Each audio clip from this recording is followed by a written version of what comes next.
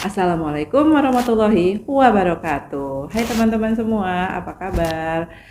Kembali lagi di channel YouTube kami, Oki Sukmawati Bajuri, dan di sini dengan saya Oki dengan maminya Deren. Yap, teman-teman, apa kabar semuanya? Aku harap semuanya baik-baik saja dan selalu diberikan keberkahan dan kesehatan.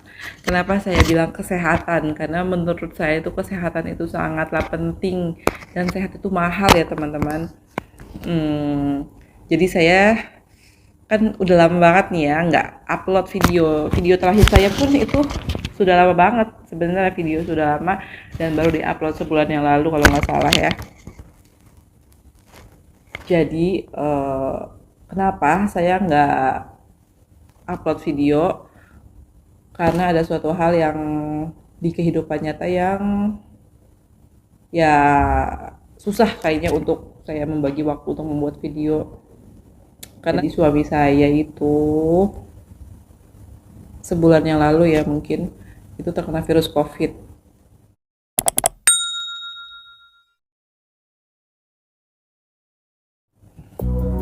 Ya, virus corona di Oman itu, dan sampai kesempatan hidupnya suami saya itu hanya 40% aja teman-teman.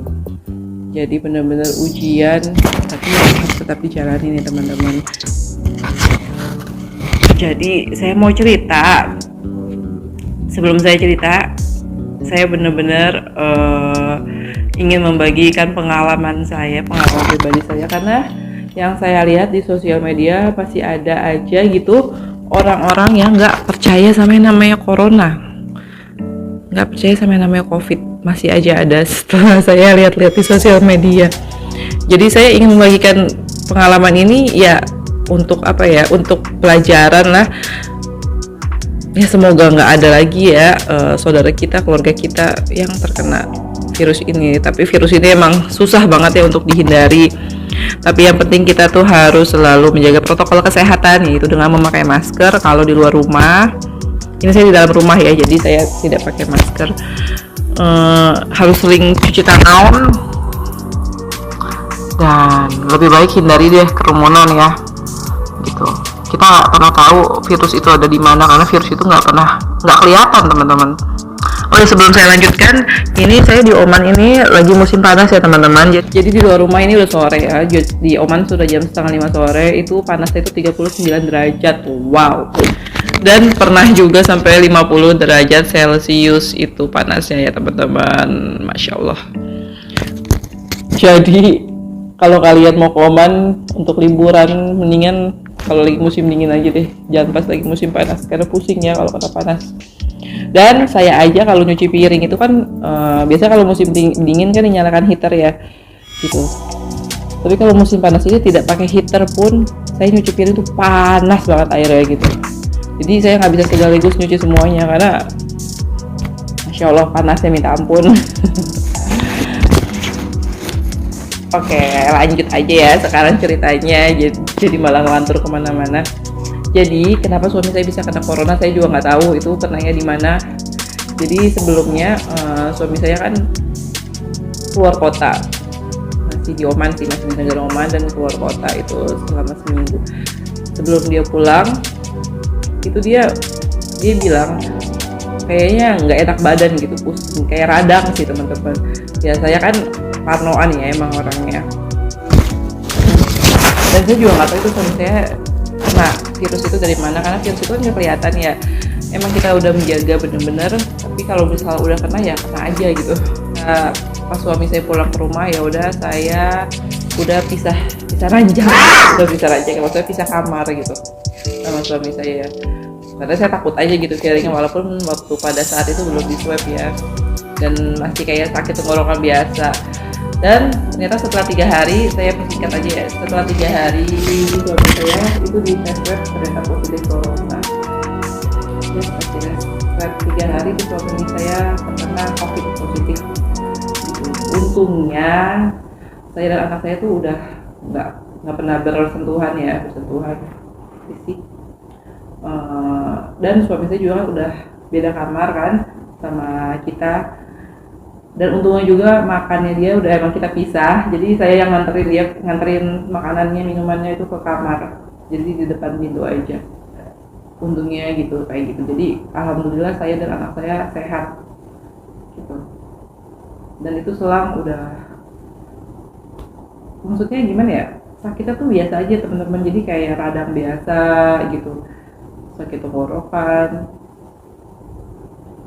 Dan suami saya pas kena covid itu dia emang sering minum minuman yang ada pemanis buatannya gitu ya, saya nggak bisa nyebutin mereknya gitu, karena mungkin untuk tenggorokannya dia ya, biar lebih plong. Selang seminggu, tapi kenapa ya kondisi suami saya itu masih begitu aja gitu, nggak ada perubahan. Padahal obatnya udah lumayan lengkap ya teman-teman, vitamin udah sangat lengkap. Terus selang hampir 2 minggu itu tuh masih kondisinya, saya tanya masih sama aja gitu. Tapi dia katanya kalau pergi ke kamar mandi itu sesak teman-teman, jadi udah mulai apa sih, ngos-ngosan gitu ya, kayak kita habis olahraga gitu kan, kita ngos-ngosan gitu, kayak gitulah. Tapi dia kayaknya cuman jalan sebentar aja udah ngos-ngosan kayak gitu. Karena kan saya pikir suami saya di rumah aja untuk karantina di rumah aja, maksudnya isoman di rumah aja. Karena kan saya pikir suami saya kan maksudnya sakit covidnya biasa gitu, karena di sini juga temen ada yang terkena covid cuman isoman aja itu 2 minggu sembuh lah, langsung negatif gitu. Karena kan saya pikir juga suami saya masih muda ya, umurnya itu masih 32 tahun dan dia tidak ada penyakit bawaan gitu. Dia walaupun badannya sedikit besar, cuman dia tidak ada penyakit bawaan sama sekali ya teman-teman, karena kita udah check up juga, cuman mungkin kelebihan lemak. Udah lanjut, akhirnya keesokan harinya karena sudah semakin sesak, akhirnya suami saya menghubungi temannya dan dibawalah mereka ke dokter. Saya tidak nganterin, anak saya juga di rumah. Karena kan anak saya masih kecil, masih 3 tahunan, jadi nggak mungkin saya ke rumah sakit, takut bahaya gitu buat anak saya. Ya udah, akhirnya diantar sama suami saya. Dan suami saya masih sempat video call saya. Dia mau masuk ke ruang ICU gitu. Gitu, oh di ruang ICU, tapi saya nggak mikir macam-macam lah gimana nya. Terus berapa jam kemudian temannya ke rumah, ngasih handphone suami saya dan ngasih ya barang-barangnya suami saya lah gitu, karena kan dia mau masuk ICU ternyata, jadi ya pakaiannya semuanya pakaian sana lah, rumah sakit. Dan dia nggak mungkin megang handphone juga, ternyata kan di ICU itu kan jadi tidak disadarkan gitu lah teman-teman. Nah pada saat itu, aduh separah ini ya gitu, masuk ruang ICU. Dan temannya bilang sih sebenarnya kondisinya stabil, cuman saya kurang itu juga kan, kondisinya stabil tapi masuk ICU. Dan dokter bilang katanya sih ditunggu sampai 3 hari mungkin kemungkinan di ICU. Nah itu bayangin aja teman-teman gimana rasanya tanpa suami, dan suami nggak bisa dihubungin, itu HP-nya ada di kita nggak tahu keadaan kondisinya kayak gimana di rumah sakit. Yang saya tahu cuma itu, suami masuk ICU tidak disadarkan, dan dokter bilang 3 hari ke depan dilihat lagi kondisinya. Dan setiap hari itu saya tidur juga nggak nyenyak ya teman-teman, jadi saya pantengin handphone, ada kabar nggak nih, ada kabar terbaru nggak nih gitu. Sedih sih iyalah pasti, tapi ya saya berusaha untuk semangat karena saya masih punya anak kan teman-teman. Dan selang 3 hari itu tetap memang selalu dikabarin sama temannya, bilangnya kondisinya stabil tapi masih tetap di ICU. Dan saya juga mulai was-was lah, itu udah 3 hari loh tapi kenapa masih di ICU gitu. Akhirnya beberapa hari ke depan, alhamdulillah suami saya katanya berhasil, jadi antibiotiknya itu bekerja lah, jadi lumayan berhasil nih, dan mungkin akan segera disadarkan harus banget menghibur diri saya sendiri kan ya teman-teman, biar nggak kepikiran. Saya coba nonton drama Korea, saya coba nyanyi-nyanyi, tapi tetap aja gitu kayak air mata keluar gitu sendiri, saya nggak tahu. Jadi ya mungkin feelingnya kayak gitu. Dan apalagi saya di sini sendiri, nggak ada siapa-siapa, nggak ada yang nemenin. Ya orang-orang juga pasti takut lah teman-teman ya, karena kan sebelumnya suami saya positif dan saya dan anak saya walaupun sehat-sehat aja tapi kan belum dites ya pada saat itu, jadi pasti pada takut. Ya banyak juga sih sebenarnya yang care, yang peduli, ngirimin makanan, tapi ya gitu kan jauh-jauhan karena ya saya tahu lah pasti takut gitu. Tapi beberapa hari kemudian saya swab akhirnya negatif.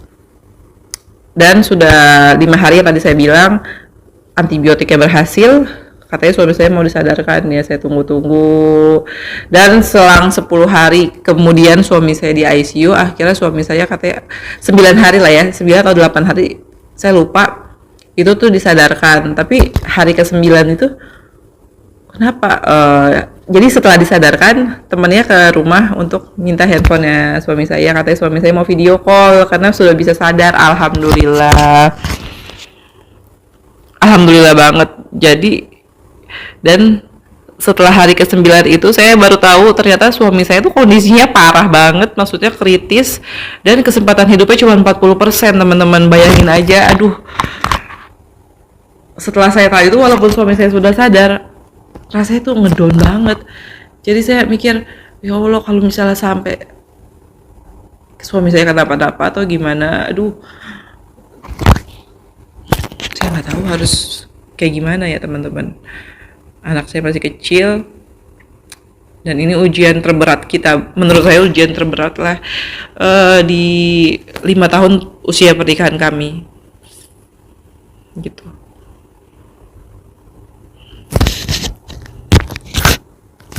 Jadi di umur saya 30 tahun ini, ya saya ngerasa ini ujian yang luar biasa untuk saya dan suami saya. Saya ngeliat anak saya ya, dia pasti kangen banget kan sama papinya. Jadi jadi anak saya setiap hari ya selalu bilang, papi ditelepon, papi ditelepon. Papi telepon. Oh, dia mau telepon papi? Telepon papi. Dan sayang papi. Papi. Sayang.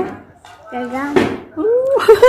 Jadi anak saya kan masih 3 tahun ya, ngomongnya masih belum terlalu lancar. Dan dia bilang seperti itu. Gimana ya Kak? Perasaan saya udah, aduh. Akhirnya pernah sekali saya telepon dan handphonenya itu kan, handphonenya ada di rumah. Dan anak saya langsung tahu lah, handphone papinya ada di rumah. Ya udah, akhirnya anak saya pada saat itu juga, setelah itu tuh nggak minta telepon lagi, paling cuma bilang papi sakit, kayak gitu aja. Dan saya selalu mengajari anak saya untuk selalu ngedoain papinya. Dan saya yakin juga teman-teman semua yang kenal sama saya waktu kemarin yang tahu kondisi suami saya juga, terima kasih banget udah bantu doanya juga gitu. Karena kita nggak tahu doa mana yang diijabahkan sama Allah, dan keluarga kita yang pastinya yang selalu ngedoain kita gitu. Jadi pada saat kondisi saya lagi ngedown karena saya kepikiran suami saya gitu, banyak banget kan yang nanya-nanyain, apalagi yang di Indonesia pasti khawatir banget sama suami saya.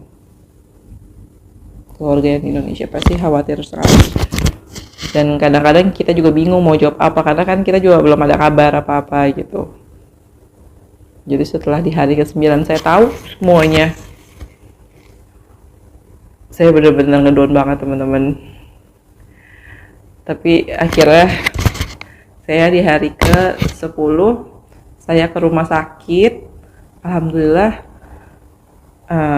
saya ke rumah sakit dan saya nanya, kenapa kok suami saya belum video call saya ke dokter. Ternyata handphonenya suami saya lowbat dan dia belum hubungin saya.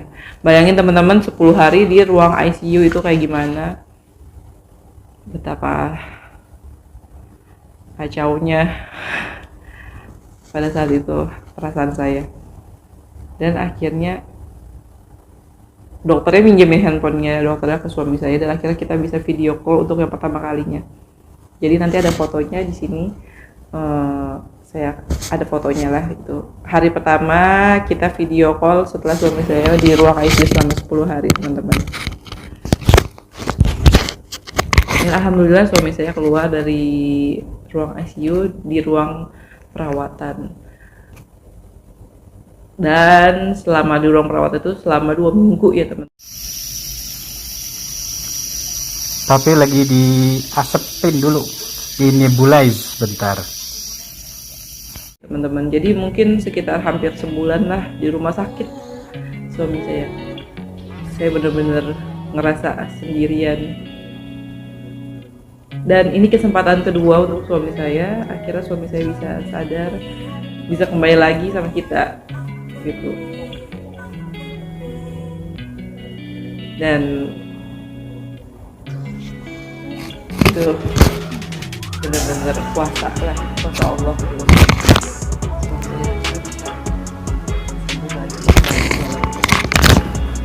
Ya masih kondisinya masih kurang baik ya, teman-teman, karena kami udah lama di ruang ICU, dia tak bisa jalan. COVID itu separah itu, kalau kita nggak cepet-cepet itu ya jadi makin parah ya. Jadi sebenarnya kondisi suami saya itu pas ke rumah sakit pertama kali itu pernafasannya atau saturasinya itu sudah 60%, teman-teman. Jadi sebenarnya kalau manusia normal itu bernapas itu sekitaran 95%, tapi suami saya sudah 65%, jadi ya dia kritis. Dan setelah COVID pun ada penyakit yang sama COVID itu diserang. Jadi akibat dari COVID itu paru-paru suami saya jadi ada bakteri, terus juga akhirnya suami saya ada sedikit gula gitu, padahal sebelumnya nggak ada. Jadi akibat dari itu semua ya ada kerusakan itu, tapi ya insya Allah seiring berjalannya waktu bisa lah ya disembuhkan karena dikasih obat juga gitu. Jadi separah itu, teman-teman. Dan ya bukan soal suami saya sakit kritis, tapi kan sudah lama juga di rumah sakit, itu lumayan ya teman-teman biayanya. Jadi jangan pernah sepelein yang namanya COVID, yang namanya corona itu jangan pernah disepelein, teman-teman. Maksudnya suami saya aja yang sudah menjaga, nggak tahu kenapa bisa kena gitu. Kita nggak pernah tahu virus itu ada di mana, karena virus itu nggak kelihatan ya, teman-teman. Gitu. Jadi benar-benar ujian pernikahan kami 5 tahun. Pernikahan kami ini benar-benar besar ya menurut saya, sampai suami saya masuk ruang ICU dan kesempatan hidupnya hanya 40% aja gitu. Dan ini saya buat video ini hanya untuk ya berbagi pengalaman aja sih, ngeluarin unek-unek saya. Walaupun maaf ya teman-teman, saya ngomongnya masih kurang tep gitu. Kurang enak lah didengar. Tapi ya semoga video ini jadi nanti kalau saya lupa atau hilang ya bisa diingetin kembali dengan video ini gitu. Jadi sayangilah keluarga kalian, sayangilah orang-orang terdekat kalian semua gitu, dengan selalu menjaga kesehatan dan menjaga protokol kesehatan. Jangan pakai masker, cuci tangan, social distancing ya. Ini benar-benar harus jaga banget lah, karena corona ini tidak main-main ya teman-teman. Karena saya pikirkan teman-teman yang parah itu terkena corona yang mungkin kalau ada penyakit bawaan itu bisa lebih memperparah gitu. Jadi virus itu menyerang, akan terus-terusan menyerang, memperparah penyakit bawaan kita. Yang punya penyakit bawaan parah, jadi suami saya yang nggak punya penyakit bawaan aja itu bisa sampai kena gitu. Apalagi yang punya penyakit bawaan atau rentannya ya kalau menyerang orang tua gitu. Jadi yang muda aja bisa sampai parah begitu, sampai bisa masuk ICU. Dan selama suami saya sakit, saya jadi tersadar ya, kita harus selalu peduli dan care ke sesama lah ya teman-teman. Jadi benar-benar saya dapat pelajaran banget, pelajaran yang berharga, pengalaman yang berharga. Dan apapun kondisinya ya saya harus siap dengan kondisi itu gitu. Tapi alhamdulillah sekarang suami saya sudah pulang ke rumah dan sudah sebulan lah keluar dari rumah sakit, alhamdulillah. Jadi sebenarnya waktu pas keluar dari rumah sakit itu seminggu kemudian ada check up dan suami saya ternyata ada bakteri lagi ya teman-teman. Di paru-paru masih ada bakteri dan harus dirawat. Jadi dokter menyarankan untuk dirawat di rumah sakit, tapi akhirnya saya tidak mau dirawat, jadi obat jalan aja karena kan udah lama banget suami saya di rumah sakit kan ya. Akhirnya selang sebulan ini alhamdulillah kondisi kesehatan suami saya lebih baik. Saya benar-benar sangat terima kasih banget sama teman-teman, sama ibu-ibu, bapak-bapak, teman-teman saya yang selalu mensupport saya dan suami saya, yang selalu menyemangati kami. Saya sangat terima kasih dan saya juga sangat berterima kasih sebanyak-banyaknya atas doa-doa kalian semua, doa-doa teman-teman yang sudah mendoakan suami saya, apalagi keluarga kami yang di Indonesia yang selalu mendoakan kesehatan suami saya. Suami saya cepat sadar jadinya dan sekarang bisa berkumpul lagi sama kami di sini, sama saya dan anak saya di sini. Saya terima kasih, saya ucapkan terima kasih sebanyak-banyaknya karena kita nggak pernah tahu doa siapa yang diijabah sama Allah Subhanahu Wa Taala. Jadi tetaplah berbuat baik sama sesama juga ya teman-teman. Jadi oke. Kalau begitu saya pamit undur diri dulu. Mohon maaf jika ada salah-salah kata yang disengaja maupun yang tidak disengaja. Jadi teman-teman semua, semoga kalian semua sehat dan tidak ada lagi lah yang saya kenal atau teman-teman lainnya dimanapun berada yang terkena COVID, dan semoga virus COVID segera berakhir ya teman-teman. Amin ya robbal alamin. Oke, saya mohon maaf juga untuk teman-teman semua karena ya selama ini saya benar-benar off di dunia per-YouTubean. Insya Allah setelah ini saya akan mulai mengupload video lagi. Oke, terima kasih semua teman-teman. Wassalamualaikum warahmatullahi wabarakatuh. Bye. Thank you Zero, for four, watching.